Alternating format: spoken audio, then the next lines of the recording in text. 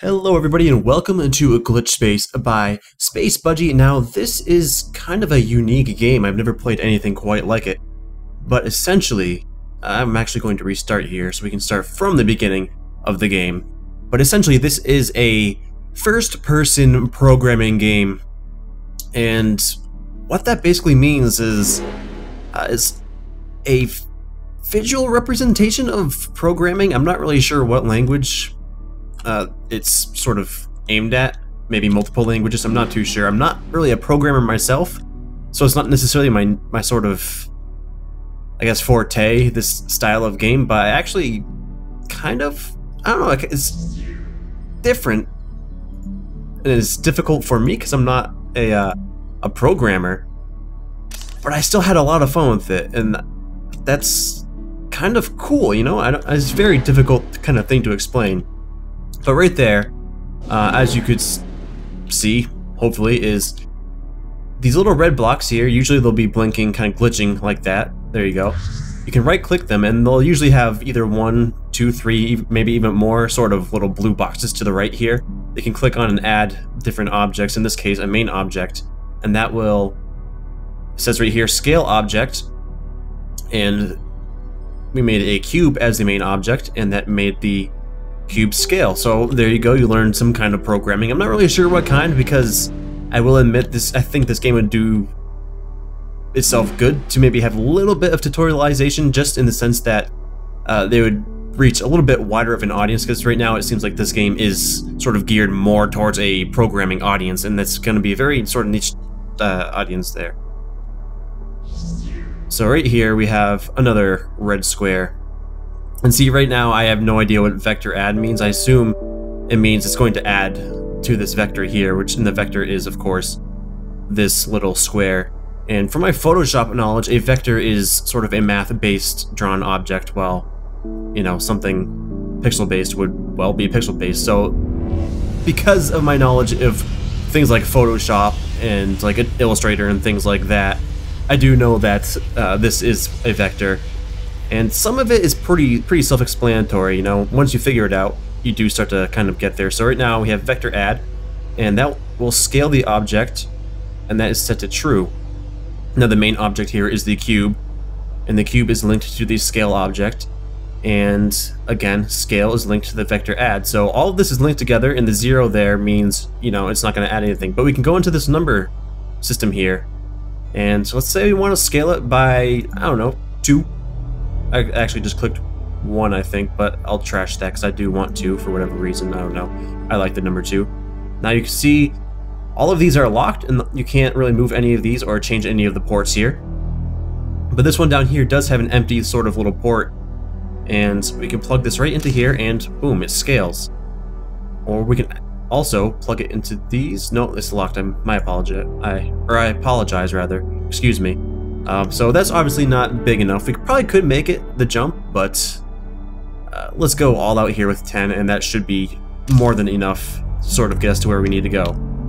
So, I mean, it definitely kind of teaches you what some of this mumbo-jumbo means to people who don't necessarily program. It definitely helps.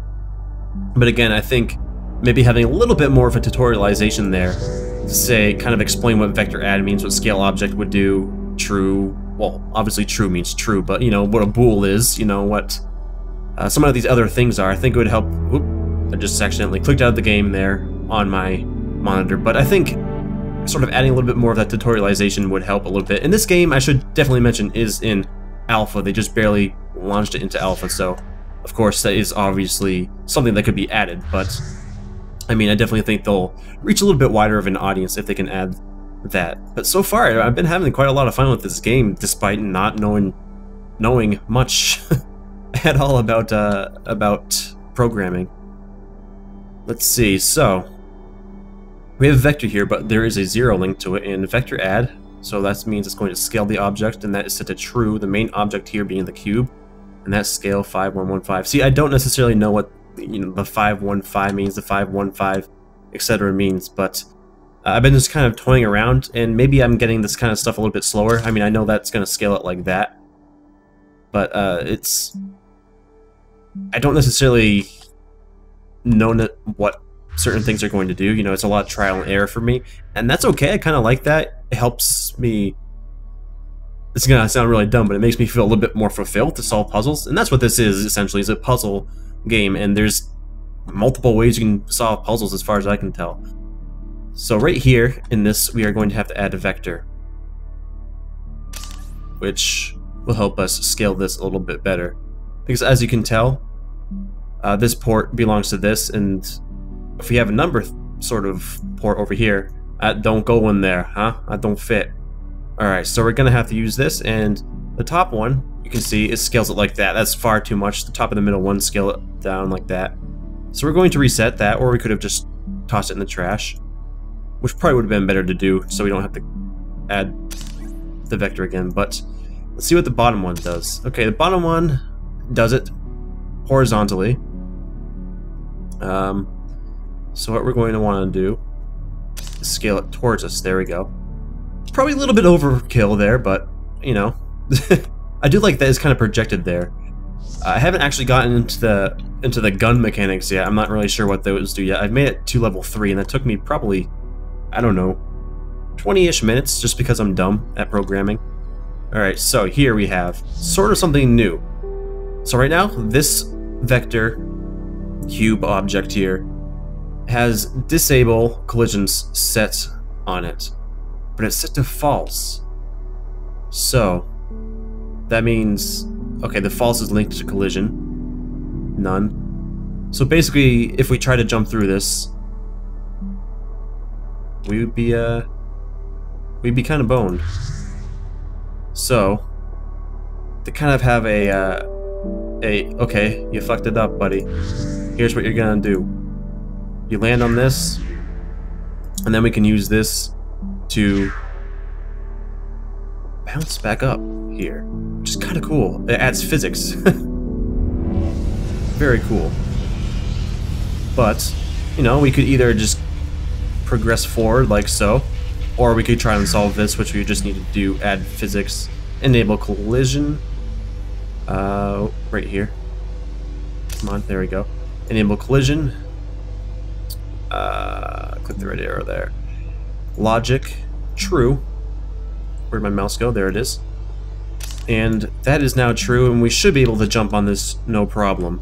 And that's another way you can solve the puzzle there.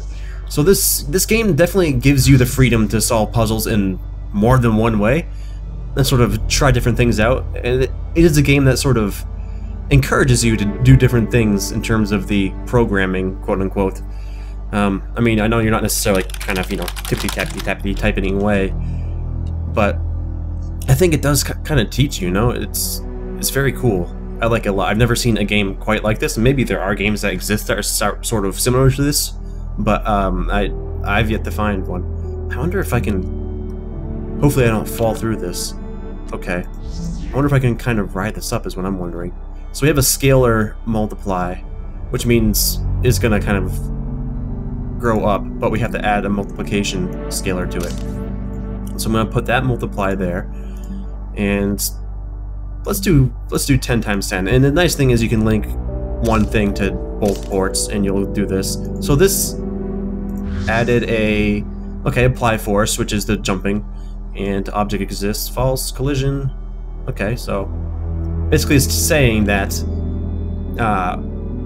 it's going to apply a force of up, which is the bouncing, and we're going to multiply the 0 here by 10, and that's going to give us 100, I assume, units of movement, whatever that may be. Hopefully I land it. There we go. So I believe we're going on to level 2 now. And I'm not sure how much this costs. It is in paid alpha. The email said the devs actually contacted me and said, hey, check this out. And I looked at the trailer and I said, hey, that looks kind of cool. And then I got into it and I'm like, wow, I have no idea what I'm doing, but it looks pretty cool. I mean, it kind of reminds me of, the color scheme at least, reminds me of Mirror's Edge. Nothing to do with Mirror's Edge at all. But I think the game is visually appealing. Has a very simple to use UI. I mean, I didn't have any trouble going around it.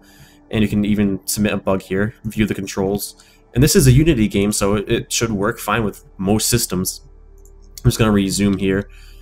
So here we have vector add, scale object. So we're going to have to scale this object down, obviously. And what we're going to do is actually get rid of this. We don't even need to open this menu quite yet. We're going to get rid of that 10, and that's going to scale it back 10 units. I'm just going to call it units, the amount that it scales. But now we run into another problem. We got to get over there somehow. I mean, in some way or another, we have to get over there. So what we're going to have to do is turn back around, and we're going to have to put that 10 back in here just to get it to go up. And luckily we have the strongest legs of all time, and we can jump quite high. As far as the story goes, in this game is you're basically set in a cyberspace world, and you're trying to find a place known as Glitchspace, a byproduct of cyberspace and its various glitches, a world that would allow for infinite possibilities and access across all systems in cyberspace through exploitation. So that's pretty much the explanation that I read right off the sort of email that they sent me here. Let's see. I think the main thing that caught my eye with this game is that it wasn't another platformer. I get a lot of sort of inquiries about doing a video for platformers, and I've done a few, I will say, but after a while, you know, you gotta set yourself apart if you're doing a platformer, and this game certainly caught my eye. But let's see, what am I doing here? So what I want to do is add a negative to this. I didn't want to add both, but that's okay. Let's do 5. Let's see what that does. No. You know, I think I might need to do 10. So let's trash this. Let's see, 10. That might be risky, but I think I can make it. I play a lot of counter. Oh god, my noggin just bashed right off there. I would like to see a few more sort of checkpoints, or the ability to, wrong way, to add checkpoints so you don't have to go through the entire level again. Albeit the levels are pretty short, but I mean, things like this right here, I have to go through and do the puzzle again, go through, and then I have to go through the menu again. And I think maybe like a quick save option even would be kind of beneficial to this. And when you do fall down, I think maybe restarting a little bit faster would be a little bit more beneficial as well. So I think what I should do is add maybe just a 5 to one of these ports here. Not that one. I didn't want to add it to both. Can I? Okay, so I want to add this to that one, and then have the negative on the top port. There we go. That should suffice quite nicely. Even though I bonk my noggin off this here ceiling. Alright, so that's a pretty big gap. We obviously cannot make that jump. So what we're going to have to do is check this out, scalar multiply, apply force, so we know is going to be some kind of either jump or some other force that's going to be applied to this. So we have a multiply function here. And I'm going to apply that multiply function. And let's see what we have for vectors. We have a forward vector, an up, or a right. Probably don't want to use a right vector because the right would probably, oopsies. The right would probably throw us out somewhere over there, and well, we don't want to die again. So let's try, we already know what up does, so let's try a forward vector. I probably screwed this up royally, but that's okay. So we do have a forward vector applied to this scalar multiplier, and the force will be applied because the object does exist and the collision is with us, and the main object of course is this cube. So we have our vector here. We're gonna go back into this menu, and the numbers, let's try multiplying 10. Boom. And oh god, where am I? Looks like it seemed to have worked quite well. I think. No, we went the wrong way, I think. It shot us backwards that way, I think, because we were facing that way, I think. Either way, it didn't work as intended, but we do know it did what we wanted it to do. I guess that's a plus. Actually, I wonder if I can even just jump up here like this. I'm not gonna risk it. I don't wanna not make that jump and then have to go back. That'd be pretty sad for me. And probably for you to have to watch this again. My apologies. So let's try that again and see if that does anything. Oh god, yes, that did a lot. So this is about as far as I have made it so far, but I just definitely wanted to show off this game because I think it's a really unique game and it does things pretty well. You know, you think, oh, another game that's trying to teach you stuff, but this game, it makes it kind of interesting. If you like puzzle games, I think you're going to like this. If you're into programming at all, I think you're going to like this. If you're into both, then very good. Again, I'm not sure how much it is. I'll get that information for you for the description, and I'll definitely link it into the description, excuse me. But yeah, definitely check this out. It's called Glitchspace by Space Budgie, and they're actually based in Scotland, I think, if I remember correctly, which is, you know, always cool. I love me some Scots. But yeah, definitely check it out, and as always, thank you for watching, and see you next time.